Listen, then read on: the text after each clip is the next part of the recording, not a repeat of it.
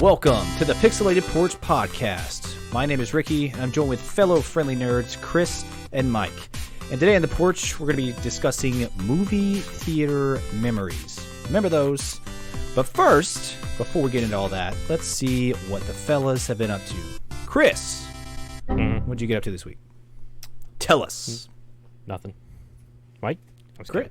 Oh, okay. So a couple things. I didn't really do a whole lot. Same old. I guess work has really stopped on the property because contractor's done. But we are getting ready to build the house this year, so that's actually looking like it's probably good to go. Talked with the bank, financial institution. They said that we really should wait until we own the property for a year because I think it cuts off like tens of thousands of dollars from the loan. That much, So huh? Yeah, so like the value of the property is used as semi like collateral, so that goes towards the mortgage. So basically kind of lump them together, which is nice. So yeah, we should be building I think between August and October, somewhere in there, which is pretty nice. We're pretty excited. I've just been doing research on things that we need to know before we meet with the contractor, just like, saying here's what we want, here's what we don't want. I've got some basic design ideas, but I've been doing research. One thing that my wife and I have been kind of adamant about is, when we do build a house, we want it to be eco-friendly. We want it to be solar. We want it to be zero footprint, those sorts of things. So I've known a little bit about solar power, but not a whole lot. So I did some more research. Actually found this company called Primitive Power. These guys are awesome. They're based out of Arizona, but they service the entire continental U.S. And basically what they'll do is they'll look at, your energy usage. They'll look at your house. They'll figure everything out, and they'll tell you what your solar plan is for your house. They'll also compare like your current usage on city power versus what you would use on solar, and what your payment per month would be versus what your regular electric bill payment would be. And right now there's some pretty serious incentives from government and things like that. I think the payment that we would pay each month for the solar panels is roughly pretty close to what we pay in electric bills anyway. Except for in this situation, we're owning our own power. We're not paying an electric company. So it's kind of like the difference between owning a house and renting an apartment. At the end of the lease for the apartment, you're left with nothing. But at the end of a mortgage, you're left with a house that you own. So it's pretty cool. Okay, so hold on, wait. So you're basically like paying installments to own the solar panels? Is that what you're doing? Yeah, so they hook up. You're basically paying the lump sum of the solar panels, the labor, and all the other little bits of hardware that are required over a period of time. I think it's like 25 years. It's something stupid. Wow. But I mean, at the end of that, yeah, you own the hardware.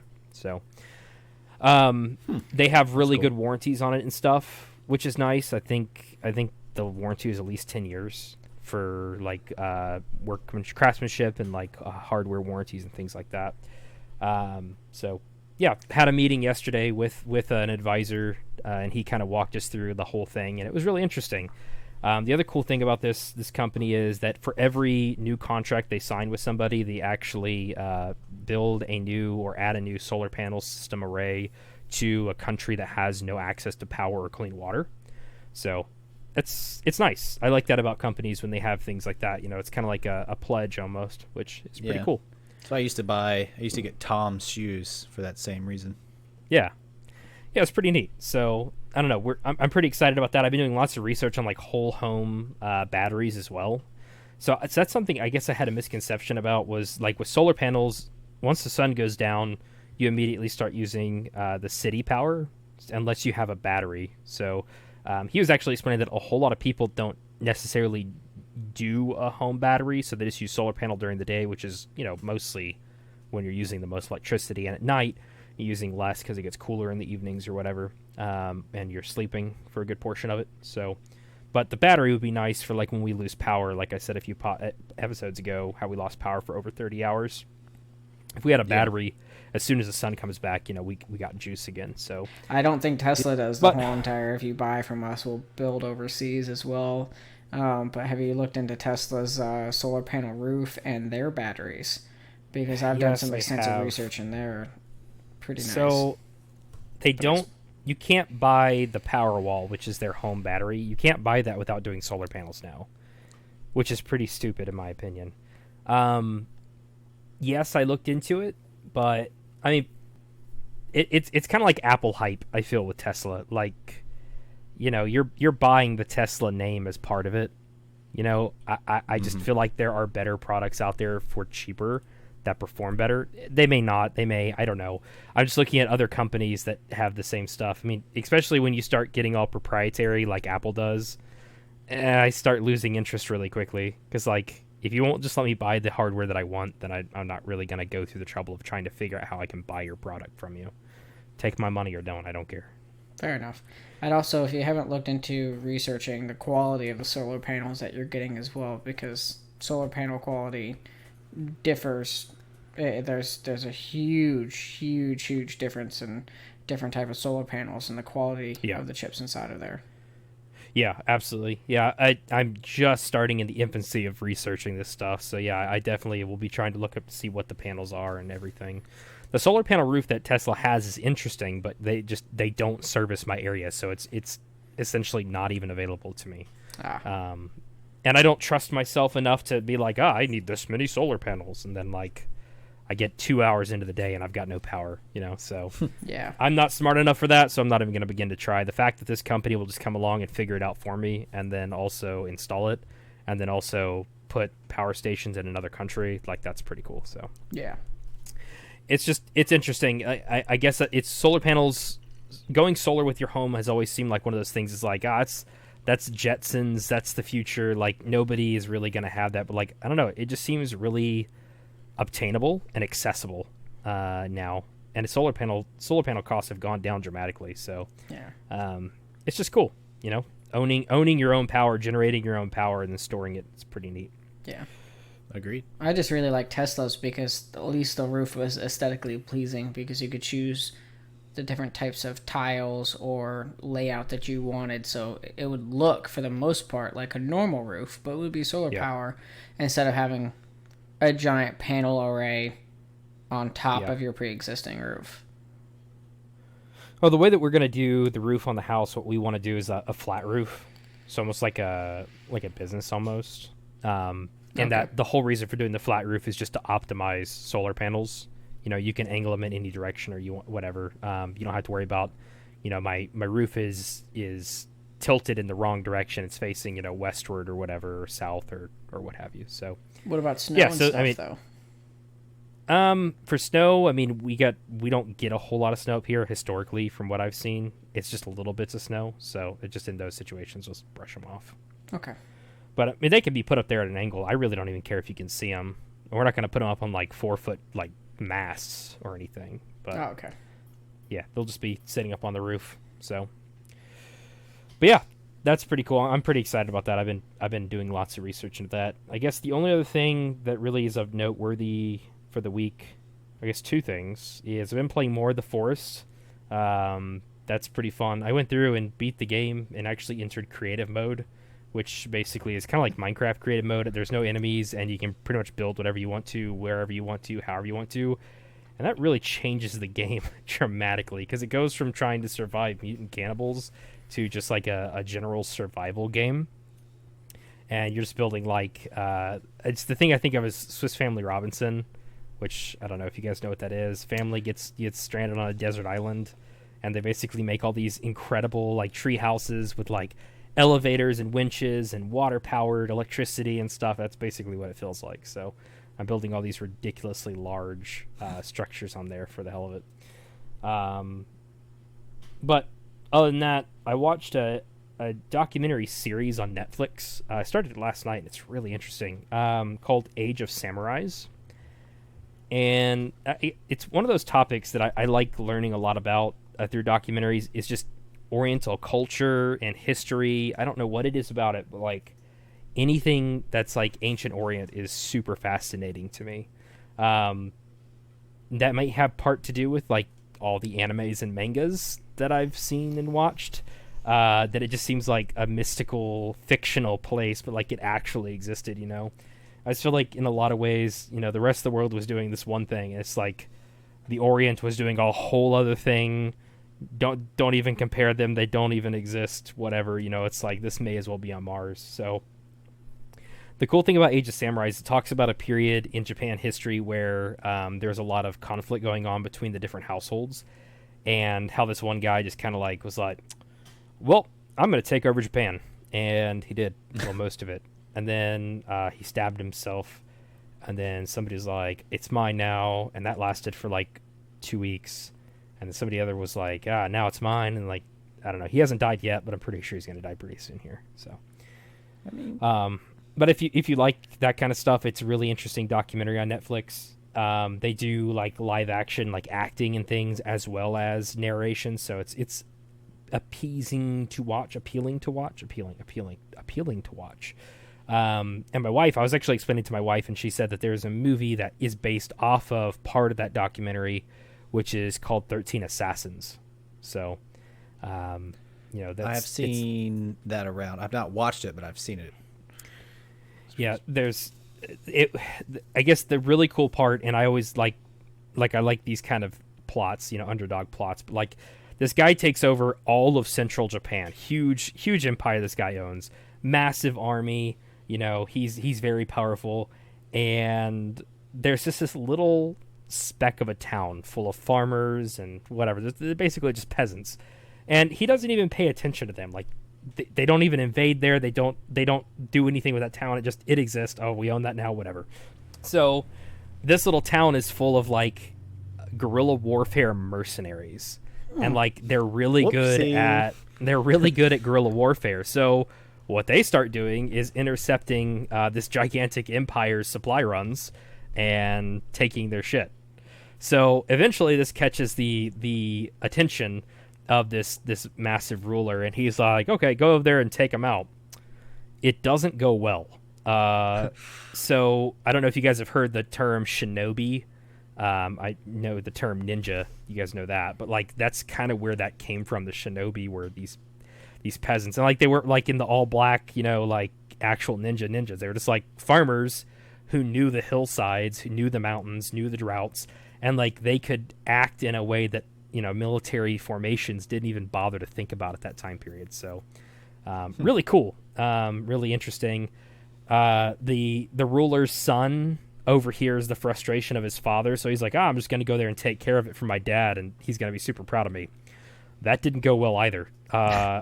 Pretty much all of his men got killed, and he went back to the temple, like to the castle, in like shame, because all of his men got wiped out before they even knew how to draw their swords. So is this what's referred to as feudal Japan?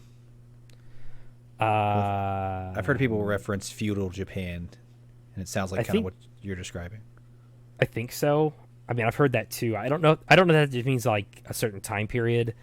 I know like they have like the Edo period and stuff, which have to be like, I guess who's in rule at the time. Yeah. What family rules at the time. So I don't know if feudal was one of the ruling classes or not. I don't know. That's a good question though. Yeah, but it is ancient Japan. It's like 1530s. So I mean, it's back there a little bit. Oh wow. Yeah, I may check that out. That's pretty interesting. There's I don't know if you're familiar with it or not, but are you familiar, or have you heard of Ghost of Tsushima or Tsushima? Mm-mm. It's a PS4 game. It takes place and that's where I've heard of it. It takes place in feudal Japan, and it's all about like samurais and different clans fighting each other. It looks really, really, really, really cool. It's one of the last games that came out for the PS4 era. Really? But yeah, I think you should check that out. I think you might like it a lot, actually. Yeah. Oh wait, hold on. Is that's the new game that just came out like a few months ago? Yeah. Yeah, I've heard of that. Yeah. I just keep hearing it referred to as Ninja Assassin's Creed, and I absolutely hate Assassin's Creed. So. Gotcha. Yeah, I can see that. I've not played it, but the gameplay I have seen, I can see how they could make that distinction. Yeah. I don't know, like that time period in that country, like Japan and China, I guess, it's just really interesting, man. There's also the anime Samurai Champloo, which takes place in the Edo period of like Japan during that time area. So good anime. If lo-fi was anime, that'd be that show. But that's enough about Japan and solar panels. Michael, what have you been doing, sir? So I went to Japan. Yeah, so I did not. I went the I next. I went to the. became a I went to Ronin. the next best thing. Instead of going to Japan, I went to Georgia, which is pretty much the same thing, right? Was the devil there? Yes, What very about much Charlie so. Daniels. So I'm gonna take a minute to just bash on the Alma, Georgia area. Ooh, All of got our him. listeners just dropped. Yeah. I don't know. I don't want to bash too much, but literally, it's the second time I've been there. The first time I went there, that was when I hurt my knee, so it was like revisiting that area again. So there's nothing out that way. We had to fly into Jacksonville, Florida, and drive like 3 hours north up into Alma, Georgia, because if you flew into Savannah, if you flew into Atlanta, or you flew into Jacksonville, Florida, it was all going to be 3 hours plus to get to Alma, Georgia, and we stayed in a town called Douglas, which is relatively small, and that's where I spent my week. Was there. Monday, the group of us, all four of us, went out to Ruby Tuesday out in Douglas, Georgia. Hell yeah. Yeah. So our first two choices, we went down to a pizza joint like downtown, and they closed early. And we're just like, you gotta be kidding us. Okay, cool. So we go to this other place, and it looks like it's a strip mall, and it's like it's like a Japanese restaurant in a strip mall. We walked into it, and we're just like, nope, because it just looked like someone just like blew the place up. Like, it just was like, you walked in and it smelled. It was just so gross looking, and So when you You're say just like- someone blew the place up, you mean like someone bath? it was just like a complete ruin. It just like, you walked into it and it's like no one ever took care of the place. Like, it was like in such disrepair. And so we were like, nope. What's up? I was gonna say, did you ever see that news clip or that news story where this guy almost got arrested because he made a bomb threat at Home Depot? No, I did Because not. he said, y'all need to clear out this bathroom because I'm about to blow it up. Oh no. And someone called in a bomb threat. What if he was still in the bathroom, like Blowing it up. as the bomb squad arrived? Did I ever Sir, tell you that? need to evacuate. Did I ever tell you guys that story? So, we're in Minnesota, and Was it cold? yeah, very much so. So my sister-in-law was completely okay with us upgrading the internet because it was so bad and I couldn't game on it whatsoever. It was like worse than Chris. We were still like on DSL cable, cable lines. Like, I couldn't download anything, so we were trying to upgrade it to like 35 megs, which was like the highest I could go, and we were still only getting maybe like 5. Now, which I get is probably more than what Chris is getting at this moment. That's But more than I'm getting, yeah. yeah, but still, trying to download any type of video game on 5 megabytes a second when you're paying for 35. Ugh. So, but anyway, so like the tech comes out, and I pretty much did his job. All right, he didn't know what he was doing when he came out there.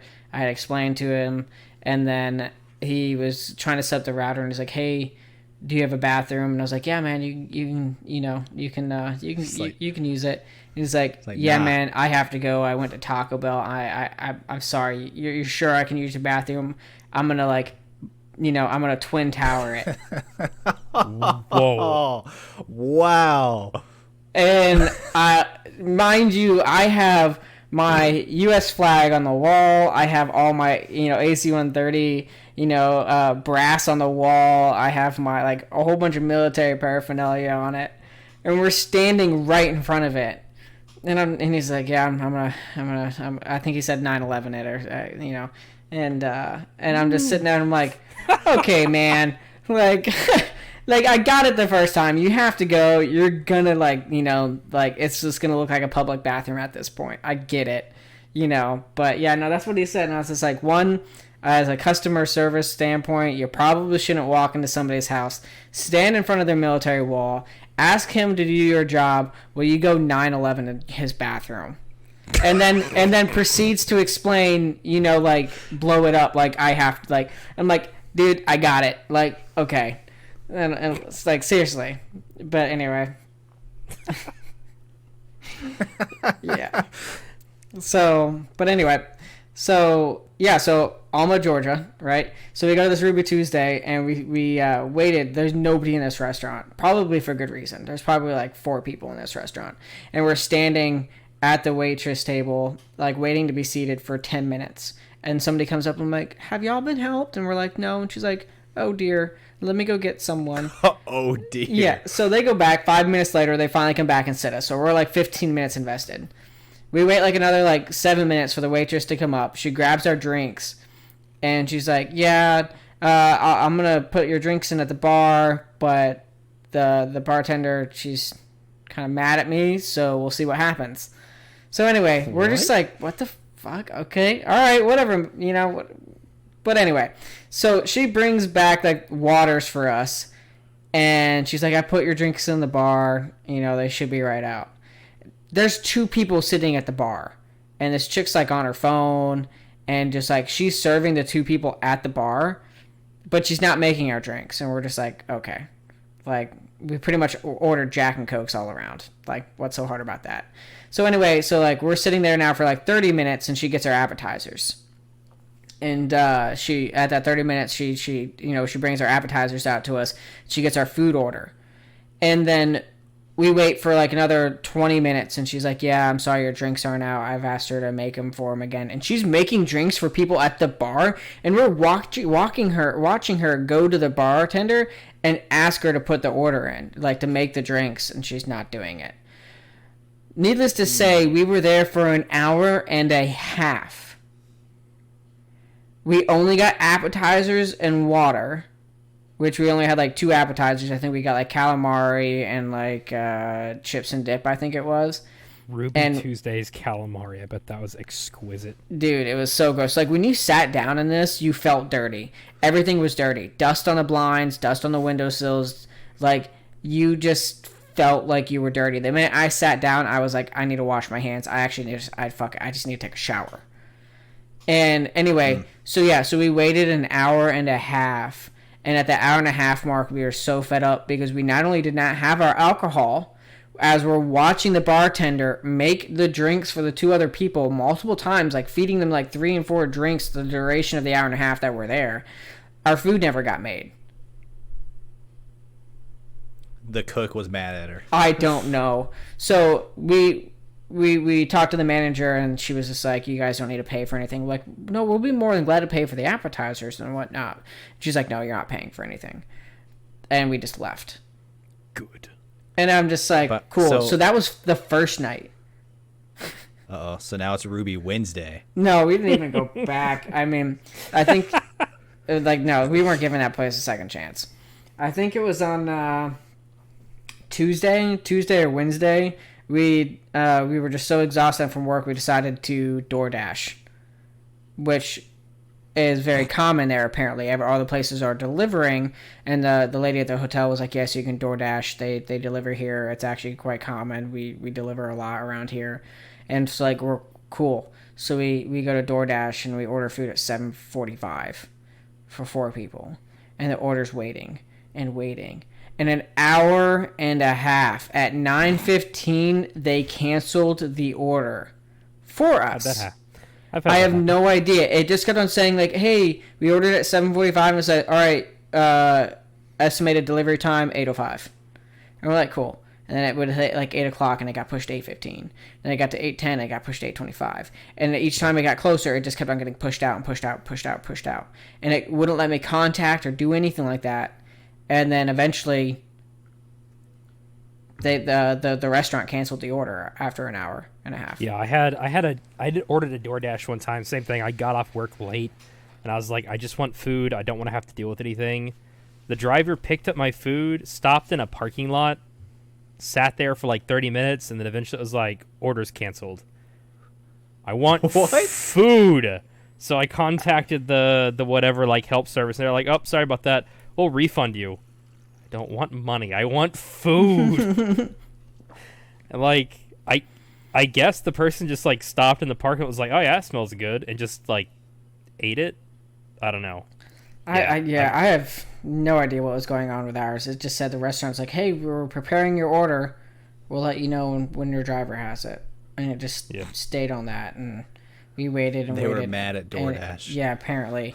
So that was pretty much like, and we went back the other night to go back to the pizza place, and they closed early again for repairs this time. So we couldn't get at this good pizza place that it was highly recommended. So we had like barbecue the whole entire time at the same barbecue place nonstop, because we went there, we got our food, and we left, and it was phenomenal. And it was really good, but that's like all we could eat because it was like the only reliable restaurant the whole entire time. Yeah. So that was, but anyway, so I spent my whole entire week in Alma, Georgia, working my ass off and not eating. So you could say you spent Alma time in Alma, Georgia? Yeah. So, and then I drove home. It was an 8.5 hour drive home. And so I woke up at 4 o'clock this morning, got in a car, and drove home. Got my MRI done up today, and made it home. And now we're getting ready to go fly out to Orlando, Florida. The best place on the planet. So we're gonna go and explore Orlando and see what I've seen like a billion times already. So real quick, because you kind of just skimmed over it, what happened with an MRI? Oh, I had to get an MRI at the VA clinic. Just a normal, just like a, hey, we need to make sure that you're not fucked up. And hey, are you dying? Yeah. It's the same thing. Each time you move a base or move a location, for some reason the military records don't transfer over, or they just don't want to they don't want to take the verification of what the doctor prior said. So they're just like, we're just gonna do it all over again. We're gonna start you up with physical therapy, and then we're gonna do that for like 6 months, and then we'll take an X-ray, and then we'll put you back on physical therapy, and if that doesn't work, then we'll get you an MRI, and if that doesn't work, then we might actually probably won't do anything about it. Then we'll go directly to the taxpayer's house and demand that they give you their Flintstone vitamins. Yes. So, just a standard, BS that I have to go through. So, anyway, so that was my week. It was super fun, and it's going to be a busy weekend playing around in the theme parks. Hopefully we can get in. We have tickets to go to the Orlando studios, but good luck if we'll actually make it there early enough to actually get in and beat the crowds, because theme parks are open now. They're open. Orlando, I believe, is open to half capacity, so if you have a ticket, you have to basically be like the first, say, 100 through the gate, and then they don't let anybody else in unless they let people out or whatever. So wow. We're not only did I have an early morning this morning, I'm going to be up be up early tomorrow or tonight to go to the airport, and then we're going to be up early Sunday morning to spend the whole entire day in the theme park. So I guess the good thing is if we do get in, hopefully we won't be waiting an hour and a half, 2 hours per ride if we want to do rides and etc. I'm gonna go ahead and ask this question now, not because I'm curious, but because I know this question's gonna be asked when I re-listen to this podcast with my wife. What's happening with Biscuit? Oh, we just let him outside and hope he doesn't come back. Cool. All right. Yeah, no, he's staying with my parents. So I'm gonna cut that part out and just leave it what you said. Works for me. Yeah. Go now. Yeah. Go get your pack of cigarettes and never come back. Ricky, what have you been up to? Oh boy, I did my taxes. That was cool. Now? And I actually got my refund only 2 or 3 days later. I was like, what is this? Okay, all right. So that was cool. TurboTax. It's pretty nice. It's pretty cool. Click here, click there, you're done. So yeah, did that. So played a little video game. We've talked about it once or twice on the podcast here, called Halo Outriders. Ooh. I played Outriders. So Mike, I'm sorry. I kind of hated this game. Really? Which, to be fair, I've only played about an hour and a half to 2 hours of it. So quick synopsis of what I've experienced. So humanity has essentially destroyed Earth. We built a giant spaceship, and now we're on a new Earth, so to speak, called Enoch. So we drop down out of cryo sleep immediately, get in giant trucks, start running over trees, and murdering indigenous life. So we're off to a great start. So about 45 minutes into the game, all-out war breaks out, and everything goes to shit. So humanity is looking great. I've got a lot of hope for us in the future. Is that as far as you've gotten? So I woke up to a Terminator-like future because we apparently we got sick, and this guy's like, contain it, kill them all. And then they fail to kill us all, so we kill all of them, and then we get put in cryo sleep and then wake up in like a Terminator-esque future. So I murdered a few guys in the future, and when I killed some of the guys, I noticed there was like a glint over their body, indicating that there was a pickup of some kind. And when I went over to pick it up, it said, you have acquired level 2 boots. And I was like, okay. I don't know if this is the game for me. Have you become altered yet? Yes. And I remember what you said, and you were talking about tricksters. So I became a trickster, and I had like a little side slash. Used that a few times, and guys got electrocuted and turned into skeletons and then evaporated. But yeah, that was about my experience. I got level 2 boots, and I was like, all right. Have you made it to the city and you start talking to the leader there? No, I've not. Okay, so you haven't even so you barely just passed the prologue. Okay. Yeah, so and like I said, to be fair, I've only played like I said about an hour and a half to 2 hours, somewhere in those lines. So I may give it another chance, but so far But I know a lot of people are excited about this game. A lot of people are enjoying it. I actually had one of my good Halo friends that I play with a lot of the time. As I was playing I was on Xbox, and I got the notification, him wanting me to, he was inviting me to play. And then on Twitter, he was asking me, "So what level are you? What level are you? We should play." I'm like, dude, all I know is something happened. I don't know what, but something happened, and it ain't good. Yeah, you haven't even. Yeah, after you do the first mission outside the city, then you can realize that you start crafting, or you can start crafting. So God. the resources that you find around the world. I mean, you're not far from it, but the demo got you to the city, and then you did kind of little story missions inside the city, and the demo stopped. So I've only finished one event outside the city, I believe, or maybe even 2. And now I can craft weapons and stuff like that. So, craft and upgrade and stuff like that. So, I mean, it expands a lot. But, yeah, you're still very, very, very early on. Yeah.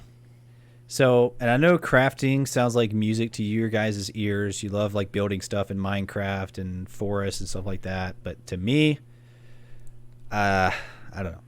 I don't personally enjoy that kind of stuff. So, it's the more I hear about it, the more I'm like, ugh. It's not that type of crafting, but yeah, I have yet to craft a gun. But you just pick up there's one type of ore around the world, and if you break down other guns, you get you played Anthem, right? No. Oh, you didn't play Anthem? Okay. No, I played Division and Destiny, and I had fun with each of them for about a week apiece, and then it all just I was like, okay, I get it. Okay. So, and for what I understand, this is pretty much like those games. So, if you want your level 3 boots, you got to replay the same I will say mission. this. I will get to the city. I'll see what I think. I'll report back next week, and I will give my final synopsis. Get out of the city. Play the 2 or 3 missions that are inside the city where you play your first boss. Just finish the game entirely to 100% completion before. We need to have a game date on Monday. How's that? When I get back on Monday, I'll see if I can set some time aside on the evening. All right, I'll play a little bit more. We'll see. So, but I mean, other than that, I mean, I've played 0 video games.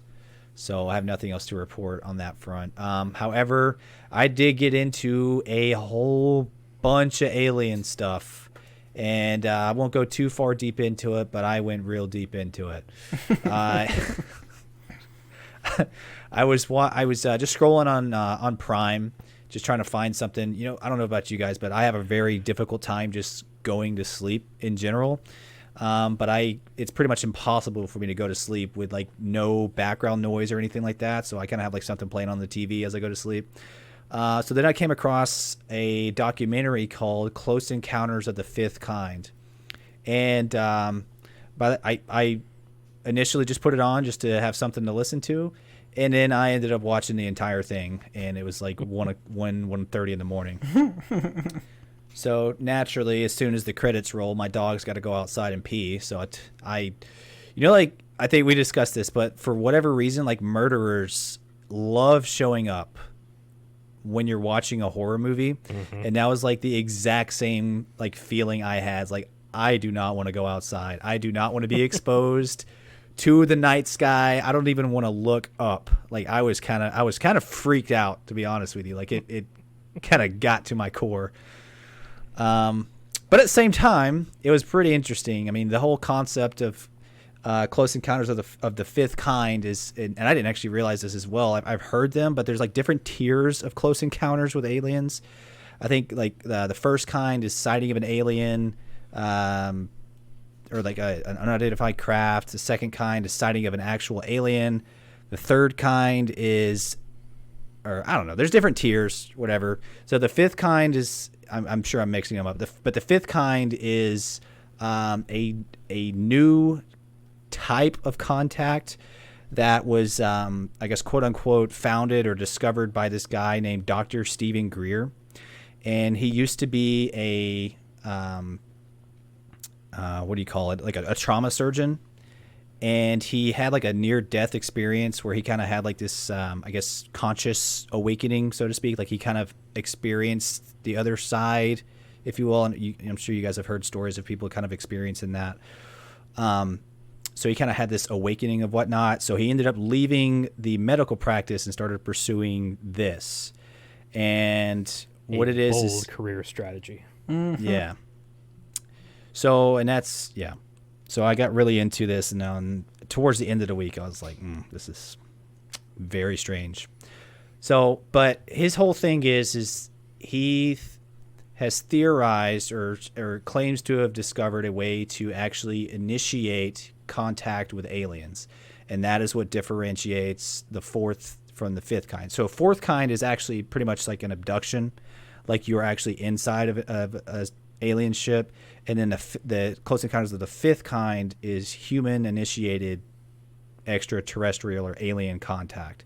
And essentially what they do, or what he claims that you can do, is do like a form of meditation.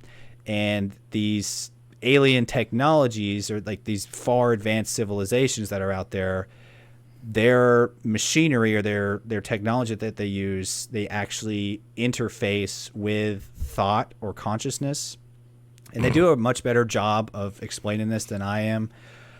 They do like some like experiments that are being done now where they have, so they have like random number generators, right? And this is done at, I believe it's Princeton or one of these like high tier colleges.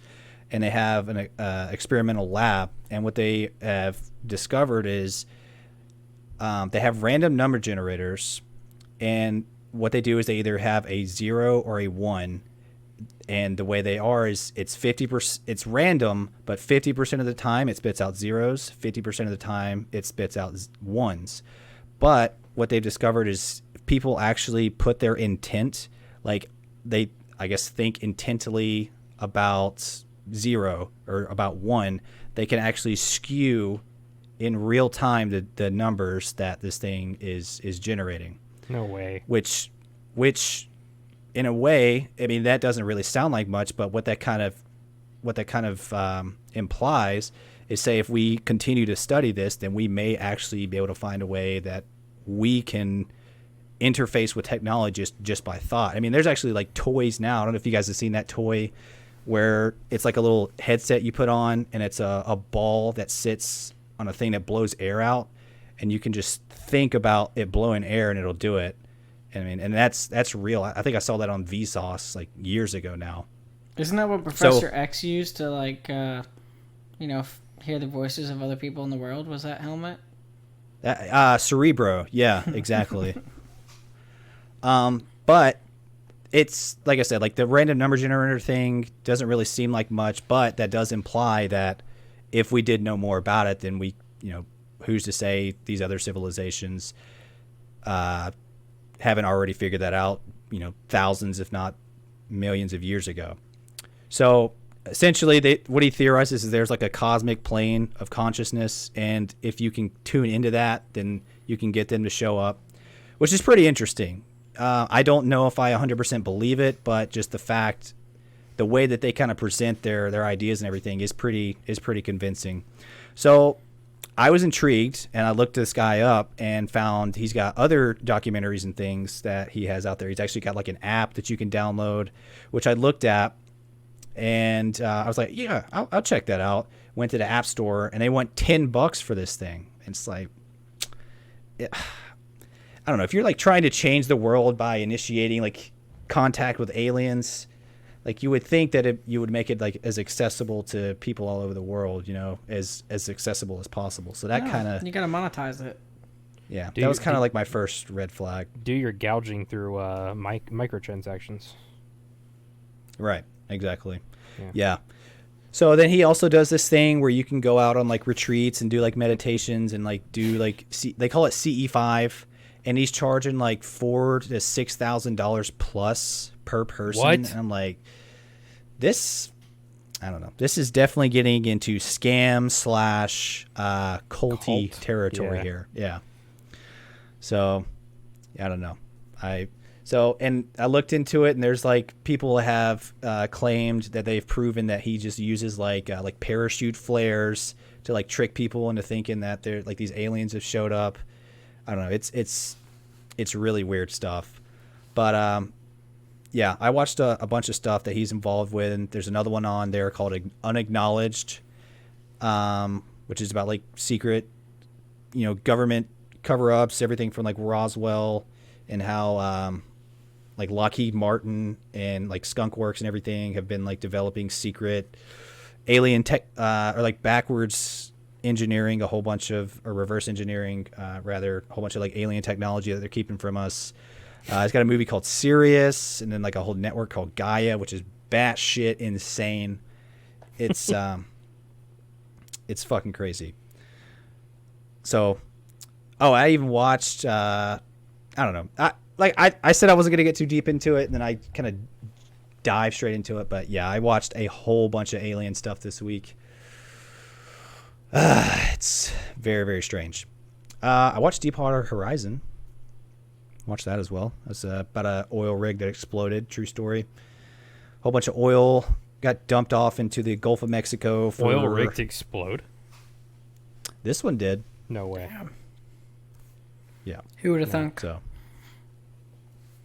yep. Worst oil rig disaster in history, I believe. It's pretty bad.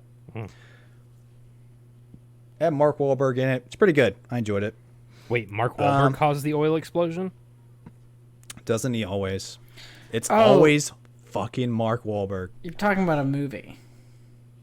It's a movie that is based on a true event. Do you remember? Was it the BP oil spill or whatnot that happened in the Gulf? Yes. Yeah. Okay. I thought you were talking about like this just happened and recent events, and I was like, oh damn, like so worse than the BP oil spill. But then when you said it's got Mark Wahlberg, and I'm like, oh, you're talking about that movie, and I think I've seen that movie. Yeah, Deepwater Horizon was the name of the oil rig. Yep, I think I know. What the hell was Mark Wahlberg doing there? Well, there's Transformers there, dude. He was taking a liking to science. It's a meme. Look it up. So, so I watched that movie, or I guess a whole bunch of movies, but that was, I guess, the only legitimate one that I watched this week. I did actually watch a thing on Netflix actually earlier today that I stumbled across. It's called The History of Swear Words. It's actually pretty damn funny. Talks about poo poo, pee pee, crap, all the bad words that people use. That's a swear word. Poo poo and pee pee and crap. Yeah. Do they censor it? That'd be hilarious if they did. No. So we're going to be talking about beep. Yeah.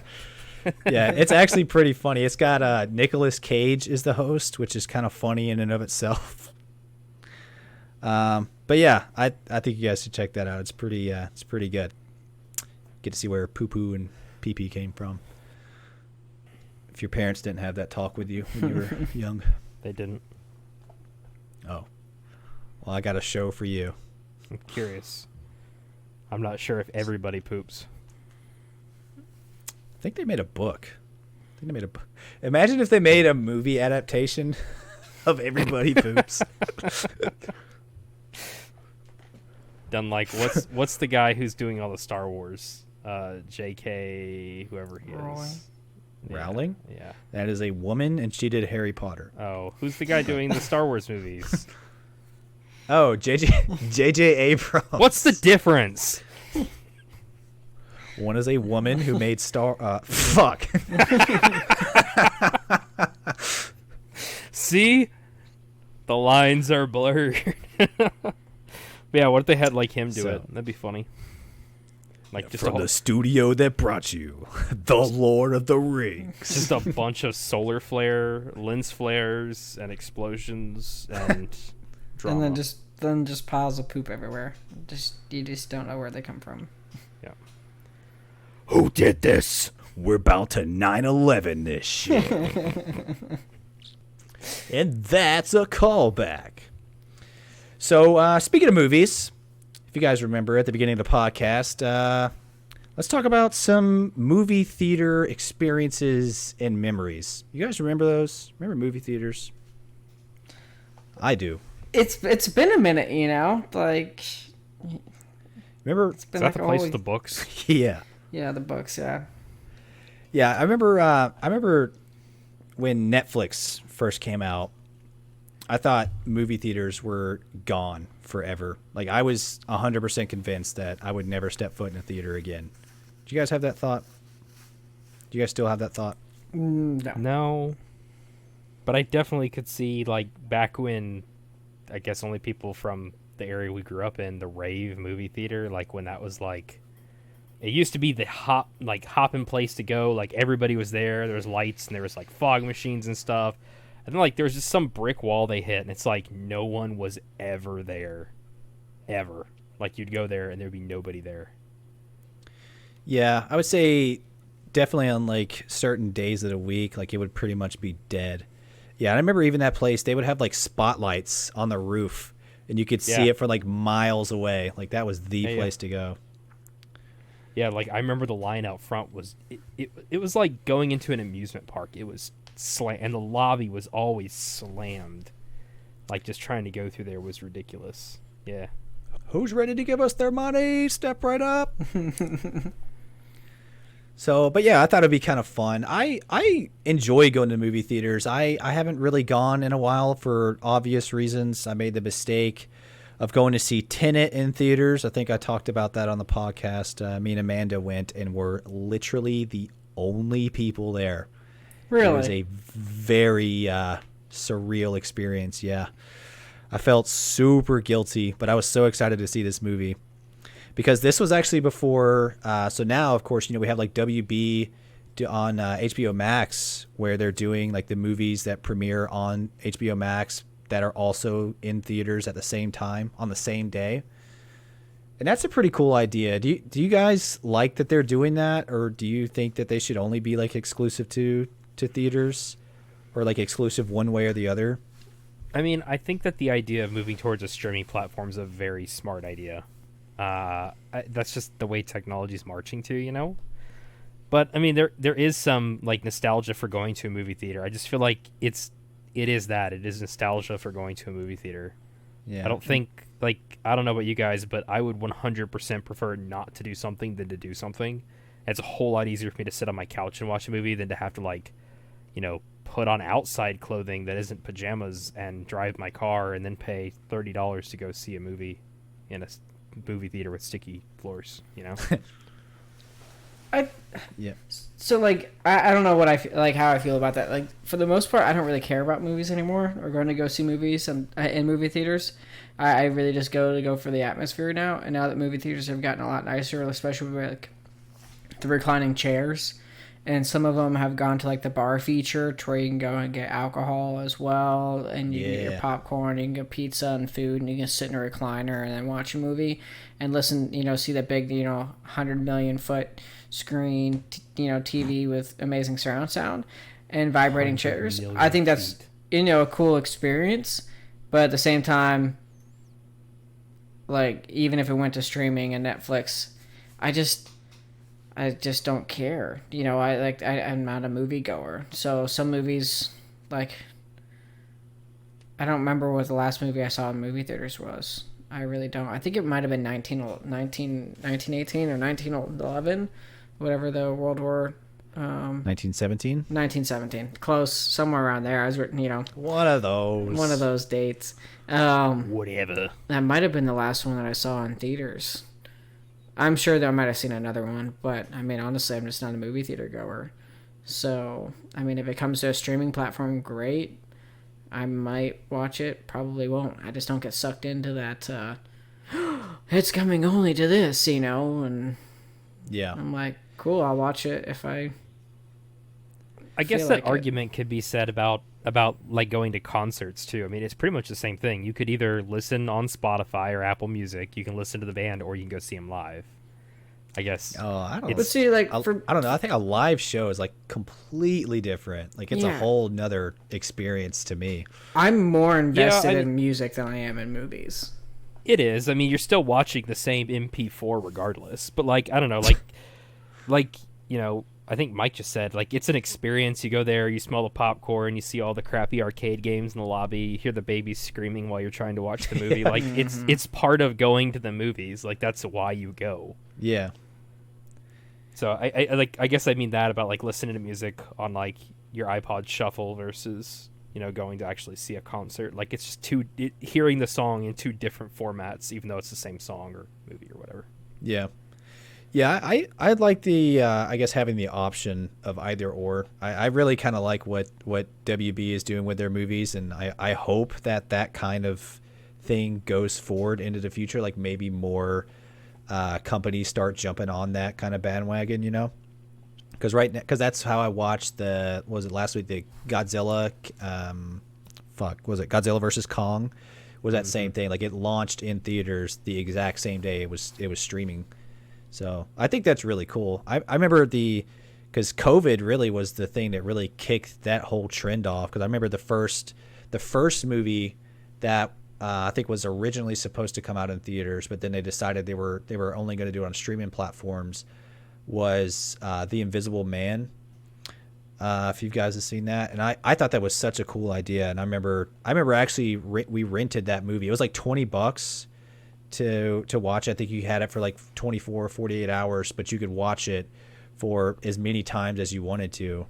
And I remember we rented that specifically. One, I thought it was a cool idea, and two, I wanted to support it because I wanted to see that sort of thing continue on in the future. I thought it was that movie with Tom Hanks, the one where he was the boat captain. That's a Netflix original, Greyhound. Or Captain Phillip, you mean? No, I think it's Greyhound.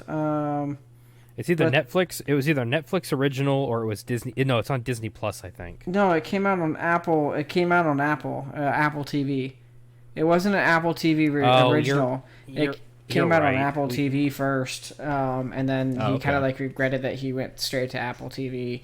He wanted to go to another platform, but it was on Apple TV. I thought that was. That was a good movie. It was, by the way. If you've never seen it, Greyhound was an amazing movie. I never heard of that actually. I legit thought you were talking about Captain Phillip.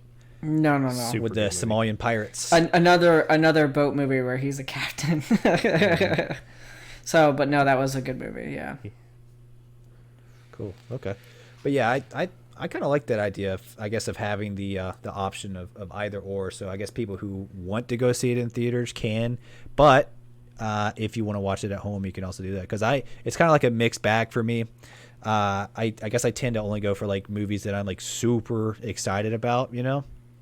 But see, I think there's one dangerous thing with that is, unfortunately, especially because of COVID, we've had to stay indoors, or we've been recommended to stay indoors, and a lot of people have gotten to the point to where nobody wants to deal with other people or talk to other people because we're so sucked into our phones and we're so sucked into our computers and our streaming services that we're basically creating a bubble for ourselves.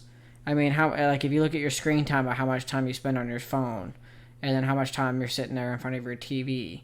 And then the minute you go outside, you're swearing at somebody because they cut you off, or they did something stupid in the car, or some sort of asshole this, asshole that. You get to your bubble at work, and you only focus on your bubble at work, and then you basically put your head down, and you just like get home, and then you go back into another bubble.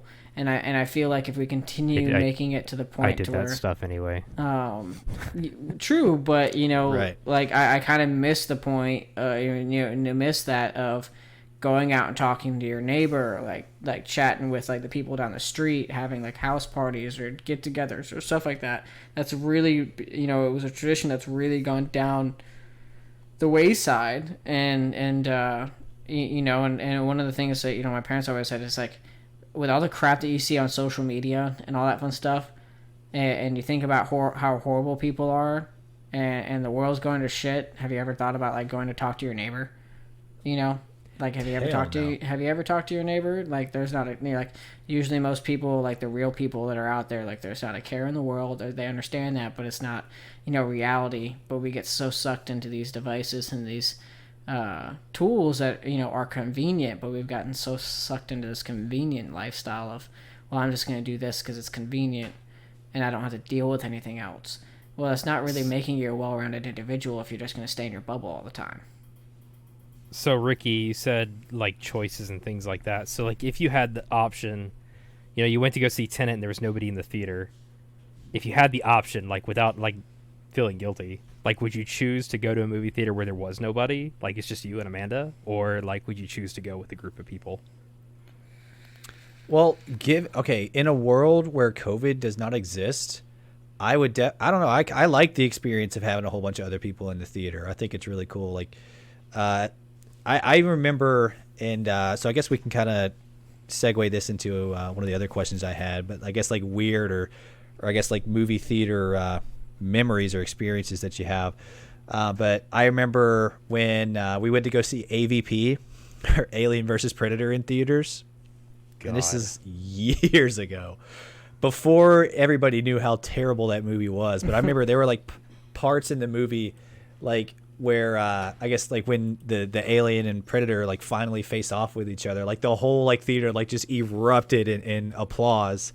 And I don't know, it was that the energy in the theater was really, really cool. It's all this movie that people have been waiting, decades to see, like these really cool, like two different like sci-fi characters coming together and fighting each other, and being able to experience that in real time with other people who are also excited was really cool. I can't think of another experience like that with like an eruption of excitement or applause like that. But yeah, I don't know, I guess you get more into it. I think it's like, especially with like scary movies, I don't know, there's something about it with like a lot of other people being there. Like there's an energy that you can't really get if you're just by yourself or with just one other person, really.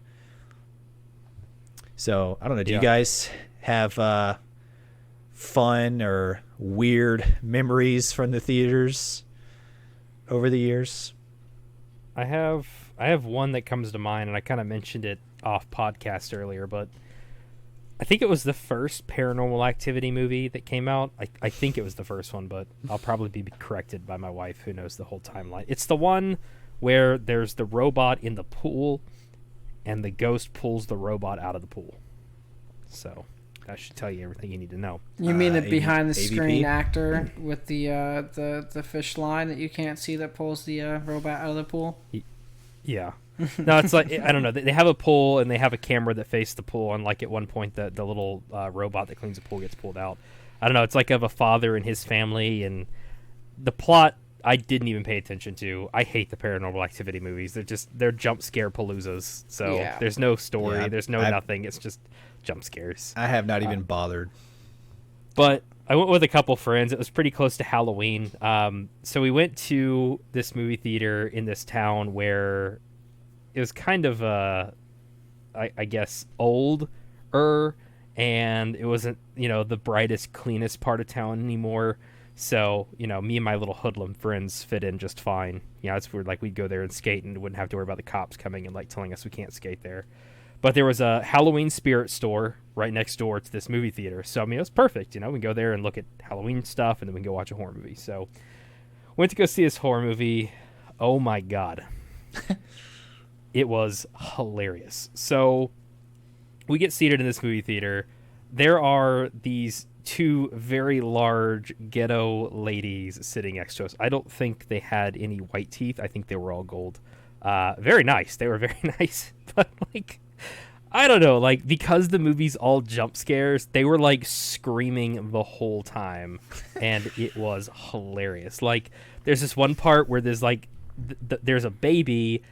I don't remember, like, the baby is getting pulled out of the crib or something, and, like, the mom runs in and tries to get the baby, and the lady's like, leave the baby. Get your ass out of the house.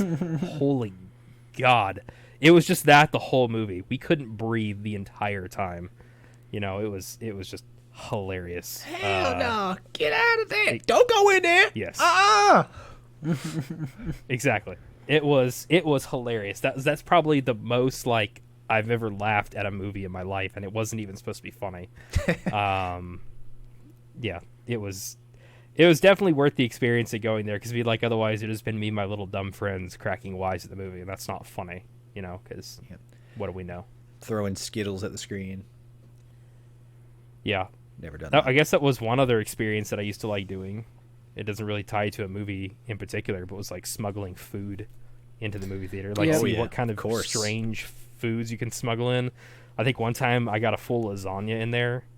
What? We would just get the most random foods, like really difficult foods to like get in and figure out how we could get them on our bodies, past security, and into the movie theater. I remember one time we got a whole 6-pack of Jones soda, which come in glass bottles, and we were sitting up at the top where all the cool kids sit, of course. And we're all sitting there drinking our Jones soda and whatever random. I think we had burritos at that point. We're sitting there eating or whatever. I don't even remember what movie it was. And one of them knocks their bottle over. And of course, movie theaters are just gigantic concrete steps. That's all they are.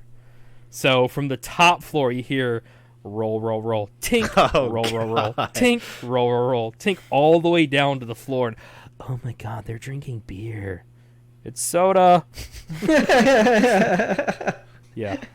That was a fun thing. Or like I think I got like a 5-pound bag of Skittles in one time, because of course I wore the cool trip pants with the big ass pockets, so that was pretty easy. But yeah, that was a fun experience for going to movies for sure. How the hell did you get a whole thing of lasagna? Do you really want to know? Well, now that you say it that way, I don't know. It involved duct tape and a high tolerance to heat. Oh man. So, and it did leak on my pants, so it looked kind of weird. But yeah, it's the blood thinners. Don't worry about it. Yeah, don't worry about it. Damn. I think my fun movie experiences, like we went to go see Jackass. I think it was like Jackass 3, and the movie theaters with a whole bunch of high schoolers. So that was really fun. So sick. Yeah, that's about all I can remember. I mean, I know I've seen a lot of movies, but as a kid, not really. So, did you guys go and make like jackbutt videos after you watched it? No, I mean, we fucked around in the mall and shit like that, and did stupid shit in the mall because it was connected to a mall. So after the movie got out, we went and did stupid shit in the mall until our parents came and picked us up. Dude, yeah, I remember one time I went to a theater in the mall, And I don't remember why we went to go see. Okay, we went to go see. I want to say it was Spy Kids 3D. It's what we went to go see. It's just one of those movies. Like, this is going to be a train wreck and a half, but we got to go see this. So we go see Spy Kids. So we go and sit down in our seats or whatever, watch the trailers. And about like halfway through the trailers, you see like a flashlight at the bottom of the steps. And they're like, is there anyone in here to see Spy Kids? So I didn't say it. I just kind of like sank in my seat for a second. I was just seeing what the reaction of the crowd was. Cause I was like, wait, what? Is this not Spy Kids? What's going on? What's the deal here? So then the movie starts, and immediately you just see like a conveyor belt just carrying Xanax, like this huge drug operation. And on the screen it flashes Bad Boys 2. They're like, is there no one in here to see Spy Kids? I ain't saying shit. So yeah, that was fun. So I watched Bad Boys 2 instead of Spy Kids. So that was fun. There was one time, so I was super excited to see 300 when that was coming out. But at the time, I was too young. I was like 16, 17, something like that. And it's rated R, so I must have been 16. So I was too young. But at the same time, Ghost Rider was in theaters with Nicolas Cage, a fantastic piece of cinema. Ugh. So me and my friend got the idea. I was like, all right, here's what we're going to do. We're going to buy tickets to Ghost Rider because it's PG-13, and then we'll sneak in to 300. And I was so scared. I was like convinced I was going to go to jail. But, dude, we did it. We bought tickets to Ghost Rider, sat in there for about 5 minutes, and they were like, okay, go. So then we went up there and just casually walked around, hands in the pockets, whistling, Nonchalant as possible. Yeah.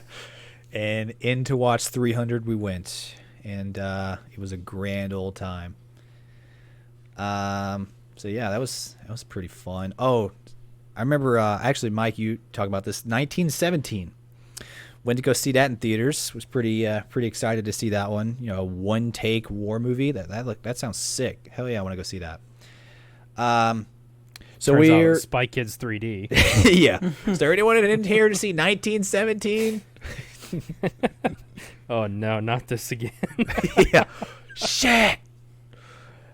So we're I guess about halfway in the middle, because this was a packed theater, and we're about halfway, between the front and the back, and but we have a clear view of people that are walking in past that. You walk all the way down that hallway and turn to the left, and all of a sudden this super shady looking dude comes in. Imagine the most PTSD riddled veteran you can think of. This dude has a shaved head. He's got a beer gut and a USA t-shirt with a bald eagle on it. But he is just drenched in sweat, and he has a backpack. Signs. Oh man, this is it, dude. We're about to fucking die. This dude is gonna light this whole place up. So he sits, he kind of slides his backpack off and has it sitting in his lap. And you can tell, this dude looks nervous and, shifty as hell. And, man, I kind of want to leave. This is actually, we were legitimately kind of scared that something was going to happen. So then, luckily, I think, before the movie starts, you see this family come in with this little kid in one of those mechanized, I guess Stephen Hawking style wheelchairs, and they sit right next to him. So I'm like, oh, okay, thank God. Maybe this guy has a conscience. He's not going to do anything with this kid sitting right next to him. But yeah, man, I was kind of scared. We ended up watching the movie, but of course there's loud booms and stuff, and there's one scene in particular with a rat.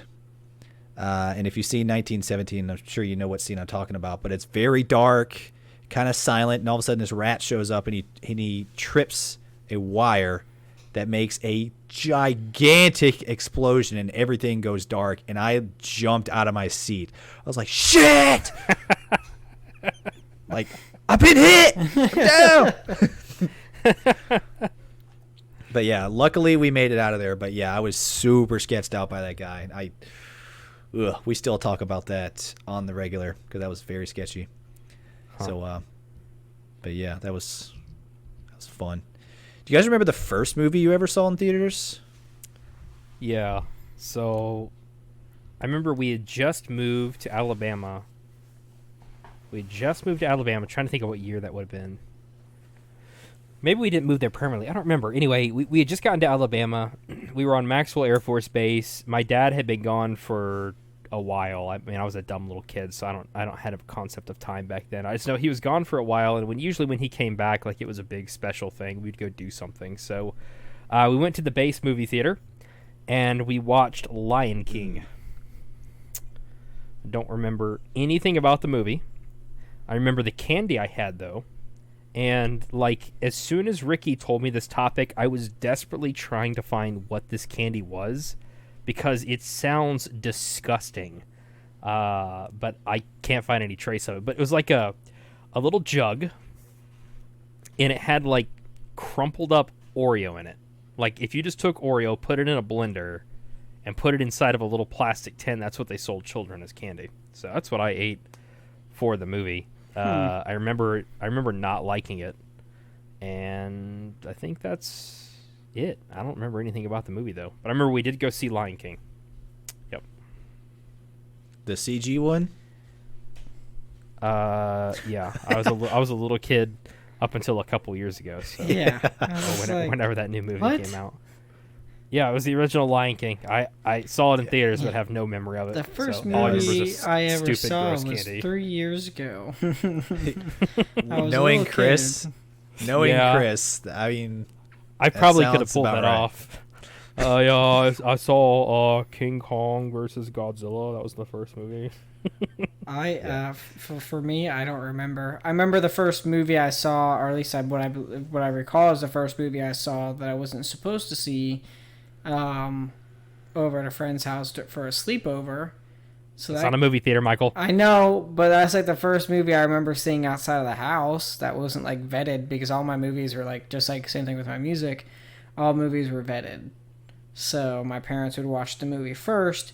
So usually from what I remember, we didn't really go to movie theaters because unless my parents already had gone to go see the movie, because they wanted to know where all the elements that I shouldn't have been exposed to were, where they were at in the movie, so that I could, like, they would cover my eyes or tell me to plug my ears and say my ABCs, whatever.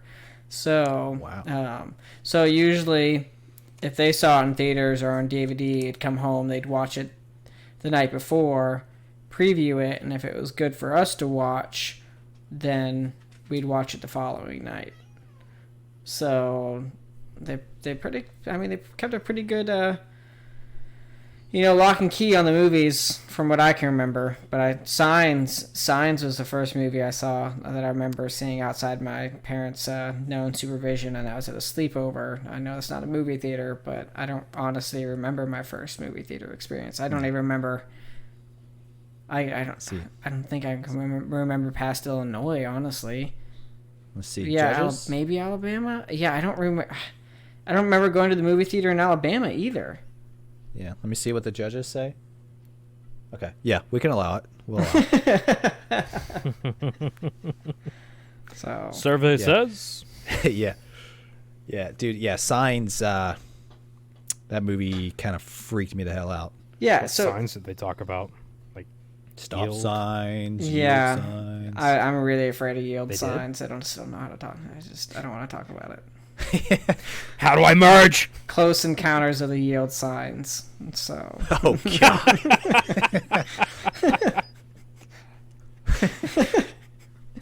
So no, we watched it in his basement. They had like they were remodeling their basement and they made like a game room. So that's where we played Xbox, and that's where I played Halo because I wasn't allowed to play Halo as a kid. So in the original Xbox, we would play Halo, and we'd play Halo like into the wee hours of the morning. And so I think it was like 2 a.m. or somewhere around there, and we're downstairs and all the like lights are off, and we watched Signs, and that movie scared the living shit out of me. I look at it now as an adult. I'm like, man, you fucking little, like, you're like, what are you, stupid? yeah, like this is scary. I watch Signs now and laugh at it, but like that was some scary shit. Like the hand that's comes underneath the pantry door, and he chops the fingers off. And he's just But yeah, it's just like shit like that, or the alien at the birthday party, like in the trees. Just walks by. He just walks on by like Bigfoot. Yeah, that was super scary. Like Matthew and I would like sit there and pause it and be like, "Wait, did you see that?" Oh my God, look at the thing on the roof, and and we freaked us the fuck out. Anyway, so that's like the earliest thing I can remember. Yeah, the actor's reaction to it really sold it too. It's like, damn, that shit actually just happened, man. Although I laugh now when I see the cone heads and you put the aluminum foil tin hat on. Oh yeah. And if I see people doing that, I'm just like, that just reminds me of Signs. It's like, so they can't get in our heads. Precisely. So wouldn't that increase the conductivity of your skull? I don't know. I mean, you wrap aluminum foil around a antenna, it makes it stronger. Yeah, so cook a potato wrapped in aluminum foil. It's a cheat code, fast forward button. In the microwave. I forgot to mention, in the microwave. In the microwave. Yep. So Yeah. if you guys don't know to cook a potato faster, wrap it up in aluminum foil and nuke it for about 30 seconds to a minute. That's all it needs. Then you're done. you will fast forward your life directly to death. Speed run. Because of how good it tastes. Yeah, it's to die for. So for me, first movie I ever saw in theaters, I remember going with my dad. I don't remember the year exactly, but I was very, very young. And this was the only movie theater we had like just two. It was only like two theaters. But yeah, I was super young, and first movie we went and saw was Who Framed Roger Rabbit, which That's not a kid's movie. Yeah, kind of scarred me. When the weasels or whatever I think it was like a shoe, like a cartoon shoe that they put into a vat of acid. Oh, yeah. And it melts in front of your face. It's like, can we go? And then, but then Bugs Bunny and Mickey Mouse show up at the end and they sing and dance and everything's fine. So, yeah, that was my first movie I ever seen. So, I guess last question. Did you guys ever go see a movie multiple times in theaters? Yes, actually, yes, I sure did. I had to think about it, but yes. I saw this movie 8 times in theaters. 8 times? Jesus. 8 times. When this movie came out, I was as excited as a pickle on a sandwich. It couldn't have been better. My whole life had been leading up to this movie coming out. I had done research and studied for this movie. We happened to be on vacation when it came out, and I knew it was coming out. So, unfortunately, this vacation turned into my grandmother going to the hospital and us staying in a town not the one that we were vacationing in while my grandmother was in care at the hospital. So we were there for what was supposed to be 2 days. We were there for like 3 weeks, and this town sucked, and there was nothing to do, which is why I went to go see this movie as many times as I did. The movie was SpongeBob SquarePants, the movie. I dragged my sister, and at this point, my sister and I hated each other because we're in our teenage years. We didn't like each other. But of course, I don't think I was driving when that movie came out. I don't think I had my license yet. My sister was, and of course, if I wanted to go do something, she had to come with me. And SpongeBob was SpongeBob, so I dragged her there a couple times, which is pretty funny. A couple. Yeah. Yeah. I think one of the times I walked down there from the hospital, which was like something stupid like 15 blocks, but like what else you got to do? Yeah, I saw the SpongeBob movie multiple times, and I still have it on DVD. Apparently, by the way, somebody showed me they actually released that movie on VHS. If you ever want to feel old, see if a movie that you like is on VHS. It'll humble you. Did quickly. they really? How old is that Yeah. movie? Yeah, exactly, right? I Yeah, gotta look this definitely. up now because Yeah, I don't they definitely remember. released it on VHS. A friend of mine showed me a copy that he was holding on VHS, and I was like, this is the superior format in which we should be watching this. An interesting thing about that. So I saw that movie, right? Evidently, the copy that they had, which it had to be digital, right? Like, it couldn't actually been film. But about 5/8 of the way through the movie, it jumps. Has a really weird scene cut, and it jumps to another scene where you have no context as to what's going on. And then after a little while, it jumps back and it explains it, and you rewatch it. And I thought, that's really weird, but you know what? This is SpongeBob. Obviously, the writers know exactly what the hell they're doing. That actually isn't supposed to happen. So now when I watch the movie, it seems strange, like I'm watching a different movie. So This is sad. It's 2004. Oh my god, yeah, I was Really? Let's see, 2004. I was 14. So yeah, I didn't even have my permit at that time. So my sister my sister would have just gotten her driver's license too. I could have swore that was like 2008 when that movie came out. I just pulled it up. SpongeBob SquarePants movie, 2004.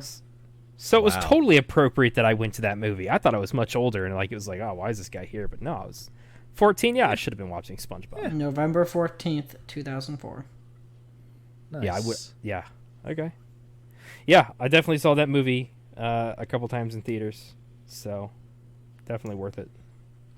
Yeah. Mike, any multiple movie theater visits from you? Not that I can remember, honestly. I don't. I am like, I did more concerts than I did movies. I don't really remember. I'm sure there was, but I mean, yeah, I'm just gonna have to cop out. I just don't remember. I really I've got don't. another one if you want me to take Mike's spot. Yeah. So this, I don't think I was driving here either. My parents dropped me off. I went to the movie theater with a couple friends from church. I didn't like these people. They were simply an excuse to like have my parents drop me off this location. I would hang out with these people, and then I would leave and go hang out with my actual friends who they didn't know about. So they dropped me off, and of course, like Mike said, like they vetted everything. I guess more like they just did research as to what the movie was, what it was rated for, those kind of things. So they dropped me off to go see The Benchwarmers with the stupid kid from Napoleon Dynamite. They dropped me off to go see that. The people that I was supposed to meet there like bailed on me, which was fine. So then my little hoodlum friends showed up, and we watched one of the scary movies. I don't remember which one. I don't remember anything about the movie because we just sat there and screwed around the whole time. I'm pretty sure I listened to my iPod the entire time.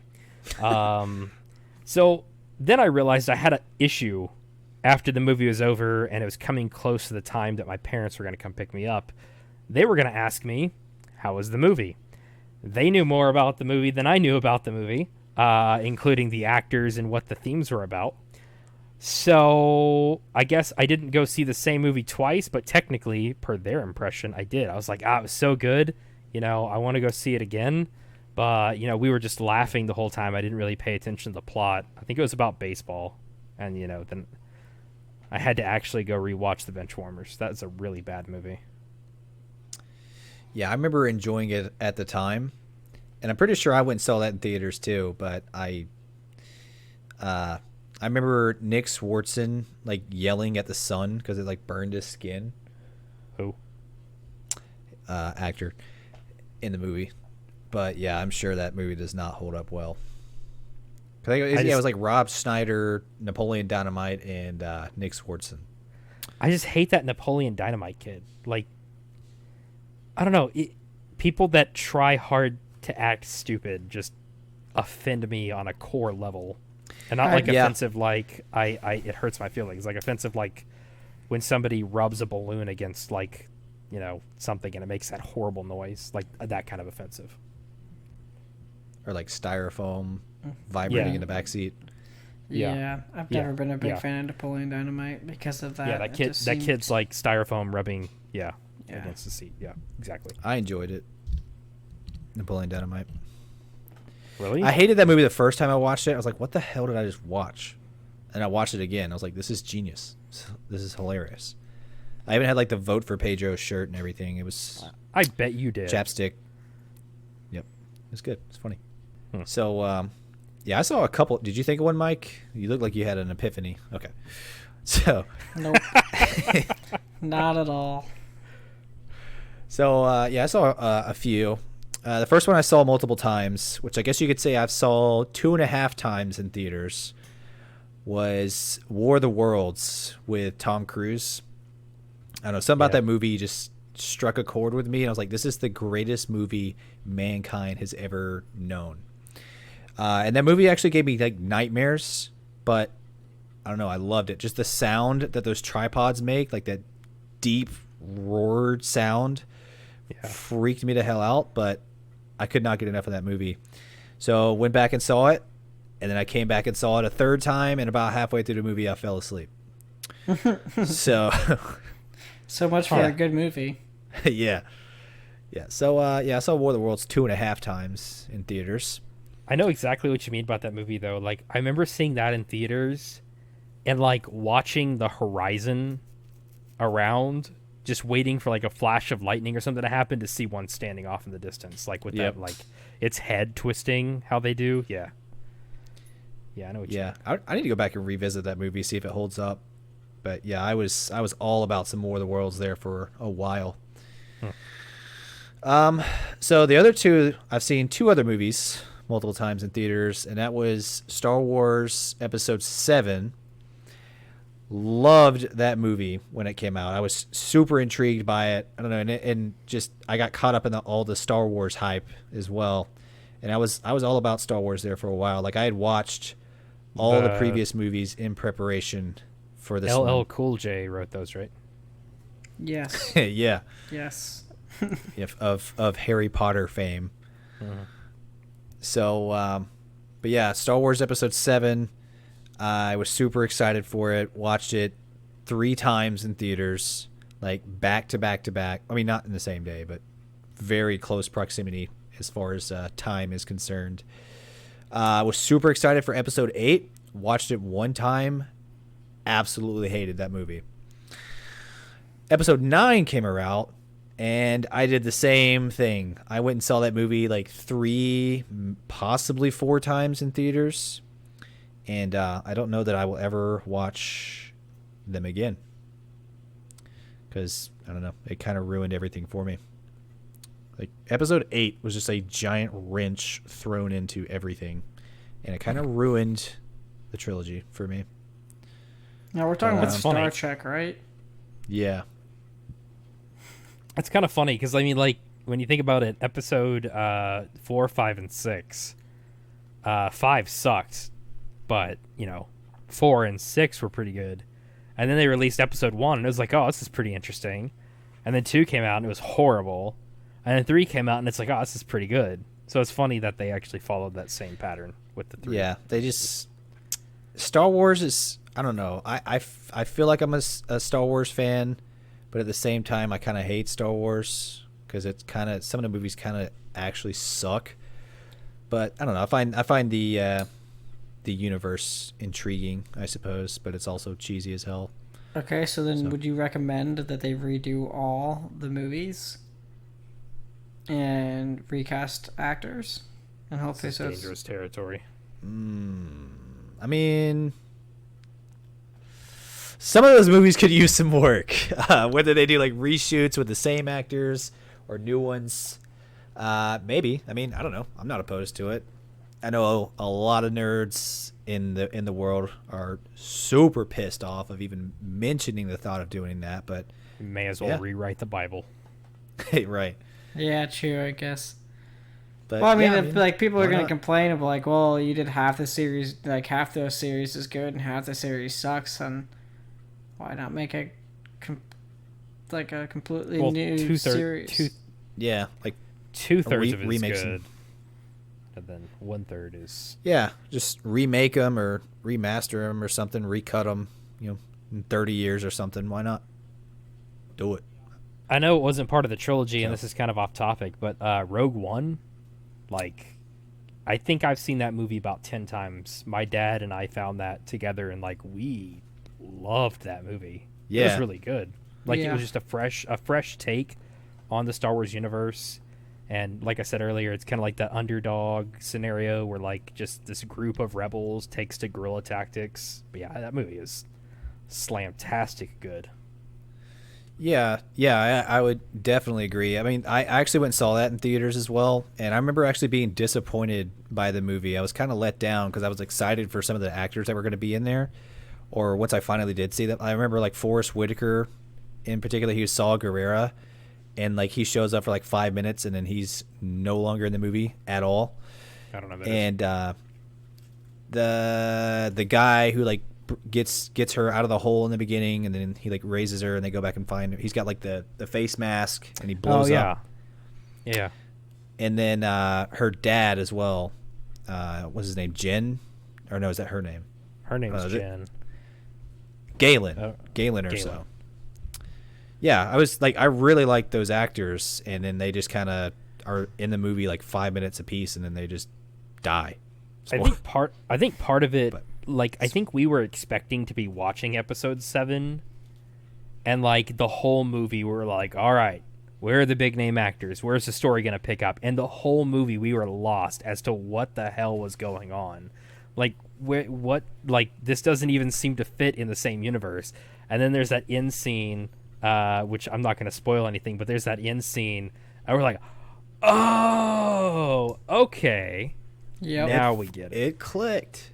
Yeah, like, and I guess that was the one of the big draws, was just like, we had no idea. And it's just like, yeah, this huge event happened, and it wasn't even a footnote in one of the other movies. But, like, all this stuff happened, all these people died for this one thing. So that was pretty cool.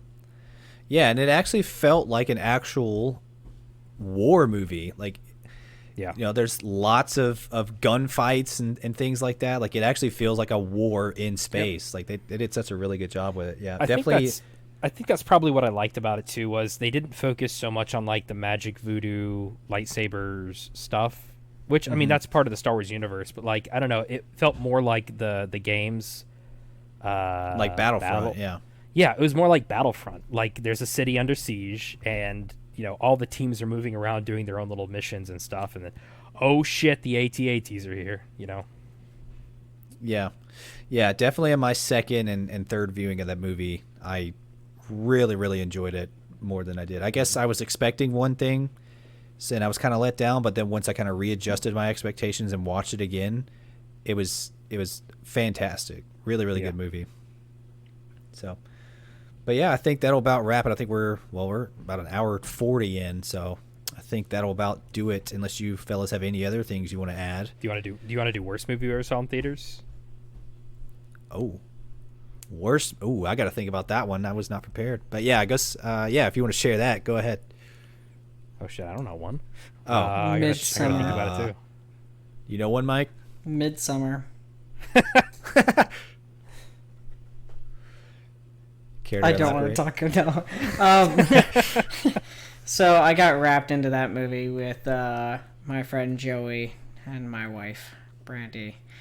Wanted to go see Midsummer, and they said I was gonna love it, and I was like, probably not. I found out it's from the same director or same writer, whatever, of Hereditary, which I did not like. Hereditary, I predicted that whole entire movie all the way through, and then you just had to add that horror, that end scene of the movie where everybody's chanting and butt-ass naked, 70-year-old males and females, and a Just fucking a treehouse. fun-filled chanting. adventure for the whole family.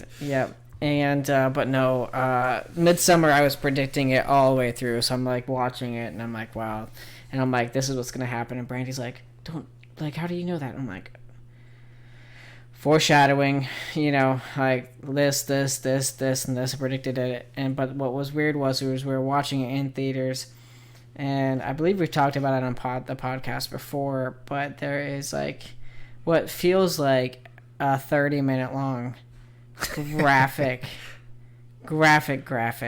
sex scene. And it's not just graphic from like the like Game of Thrones graphic, is like graphic like you just might as well just be watching porn, but it's not the porn you actually want to watch. You know, it's like in the scene, these two people finally like do it, which was predictable at the beginning of the movie, and it's like a ritual, and during the ritual there's like yet again probably the same actors from Hereditary, 9 completely nude, like I don't know if it's like 9 or 10, but it's like a circle of like nude of the other colonists around these 2 young kids like doing it, and they're like chanting and doing stuff. I mean, like you're like they're like 78 plus years old, so you just think of like poor old grandma, you know, just butt ass naked, balloons. You know, and you know dudes as well, you know, and what was really made it really awkward was then they come over and start helping the 2 people and putting their hands on them and helping them thrust and copulate and everything like that. So you're just like, you're watching this in the theaters, and when we're watching this in theaters, like the crowd was like, you could hear a pin drop. It was so awkward, and people were just like, what the fuck? Like nobody knew what the hell they were watching or anything, and it just like turned into an awkward kind of like awkward laughing, you know, like what the fuck. Yeah, so anyway, so like the movie was like I did not enjoy it. I understand, like I got the overarching story of it, but I was able to predict it, so it wasn't suspenseful or surprising for me, and it was just very long and drawn out. And then like honestly, like that scene does it for me, because you knew it was going to happen, and they go behind this door, and that's it. You knew what they were going to do. It was clearly obvious what was happening next. You could have just skipped that whole entire scene and continued the rest of the movie, and you would have understood what happened. But they had to go into like pretty much like an 8-minute graphic scene. What makes it even better is you can imagine them like on set. All right, everybody, places, and action. I could only imagine behind the scenes, like the filming of this, like how Have you guys long? Have you guys ever seen IT Crowd? No. I've seen a few episodes. Just sort of off topic, but not off topic. There's a scene where one of the guys is gonna shoot a nudie calendar of the girls up on one of the upper floors, and like they're all attractive females. But instead, somebody sabotages that plan, and they're gonna do the grandmas of those girls as a nudie calendar to be, you know, fun and chic or whatever. So this guy who was going to take naked pictures of attractive people is now taking pictures of grandmas. So like he's going around town like asking grandmas if he can take pictures of them naked. So I'm thinking of the casting for this movie. Come on, Grandma, we're going to go down to the studio. Oh, that's nice, dear. What are we going to do? Well, you're going to need to take off all your clothes and help this young man thrust. Yeah. It's... How did you cast for that? Like, I don't know. I don't know. I wouldn't recommend watching it. I wouldn't, like, it's just... It was a... okay. I don't even say it was a good, or like it wasn't like a horrible plot, but it was just easily predictable, and then you just add that into it, and I was just like, okay, you know, I understand why some people see it was a great, phenomenal movie, but I'm just like, I wasted my money.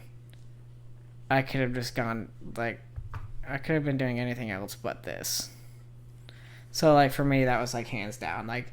And that was, like, despite, like, being at movies with, like, people bringing kids to, like, Avengers Endgame. They brought, like, 6-year-old kids to Endgame. and the whole entire time during the movie they're just like running around, jumping up and down and talking through it, and like fighting throughout the whole entire movie. So it was really distracting. Like it was even worse than just going to like your worst like movie of like kids like chatting and people talking. It was just such a bad movie for me. So that was my worst movie. I'll spend all day shitting on that movie if I could. I think for me, the one that stuck out as like the worst, just because like the movie itself, not the experience, was the movie based off the book Eragon. So as a kid, I loved those books. I read them back and forth multiple times. I think the movie came out after like the second or third book had come out. There was still one more to come out, but it was supposed to cover all the information in the first book. And it's like the person who directed the movie looked at the cover, didn't read the back, and wrote a movie about it. Or like okay, if a friend like texted him information of everything they could remember about the book, and he wrote a movie off that. Like that was the whole script. Like the characters were wrong, the storyline was wrong. It's like, how can you write a movie and say it's about a book, but it isn't at all? So that's where I learned the lesson of life, that if a book is out there and a movie comes out, don't even bother. You're not going to like it. Or if you find out that there's a movie that you like and, oh, there was a book about it, don't read it. Just be happy with the little bubble you're in, and just know that that's it. There is nothing else. Don't try to expand, because you're just going to disappoint yourself. And don't even bring up Lord of the Rings. I don't care. I mean, there were exceptions, you know? So, okay. I won't bring up Lord of the Rings, but I will bring up Ready Player One. The book was alright. The movie, For me, pretty similar as far as the story goes, but I kind of knew what I was getting into. But probably the worst movie that I saw in theaters is got to be Dragon Ball Evolution. And I feel like I pretty much had the same impression that you did, Chris. I feel like the people that made this movie just heard of Dragon Ball Z. Like, oh, yeah, I think I walked in the room one time and my kid was watching that. So I figured, hey, why not make some money? Yeah, I mean, the characters shared the same names. And that was about it. Yeah. So, yeah, the guy that plays Goku is Justin Chatwin is the actor's name. He was also in War of the Worlds. He played the son that like runs away to join the army and then magically appears at some point later on. So that's him. He plays Goku. And in this one, he's a bratty little teenager that goes to high school and is worried about whether or not the hot girl in school likes him or not. It's like, this is not... What the hell does any of this have to do with Dragon Ball? Like, this is wrong. This is shit, honestly. But given that, I kind of already knew that going in because I saw the trailers and I was like, oh boy, this looks terrible. And this is actually about the same time, like, one of the Resident Evil movies. Like, this is like full swing of the Resident Evil movies as well, and they're making tons of money. You know, Japanese properties. Let's just bring them over to the U.S. Don't learn why people like them. Just assume that people in the U.S. just like these games because we're dumb, I guess. I don't know. Let's make the movies with popular names that, audiences that are going to watch these guaranteed will hate, and they make no sense. I mean, they got your money regardless if you liked it or not, right? Yep. That's true. They did. They did get money. They never made another one, though. So, yeah, definitely my worst one, Dragon Ball Evolution. So, but, yeah, I think that'll do it. Nice addition. Best and worst movies and fun little movie theater experiences. What are viewers at home? What are your movie experiences? Do you guys remember movie theaters? Let us know in the comments or whatever if you remember movie theaters. Just a yes or no will do. So, but that'll about do it for this episode of the Pixelated Porch podcast. So we'd like to do a recommendation of sorts after each of our episodes for you guys to go and check out. So on the subject of movies, I recommend you guys go check out a little thing called Pitch Meetings on YouTube. And it is a guy who does quote-unquote pitch meetings for pretty much every movie in existence, be it Jurassic Park, Lord of the Rings, Star Wars, you name it. They've probably done one where they quote-unquote do pitch meetings, but spoil and ruin movies for you. It is quite a hilarious journey. If you haven't experienced it, you definitely should. And that's it. Roll the intro. God damn it. This has been the Pixelated Porch Podcast. We're the friendly nerds, Ricky, Chris, and Mike. You can listen to us on all major podcast platforms. Plus, we're on Twitter and YouTube. Just search Pixelated Porch.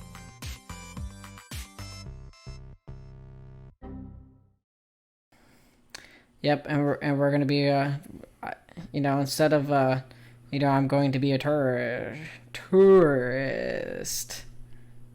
I almost corrected you to terrorist. And I was like, wait, what? So I'm going to be one of those people that I was complaining about last time. I'm going to be a tourist. A terrorist? Yeah, I don't know. Same.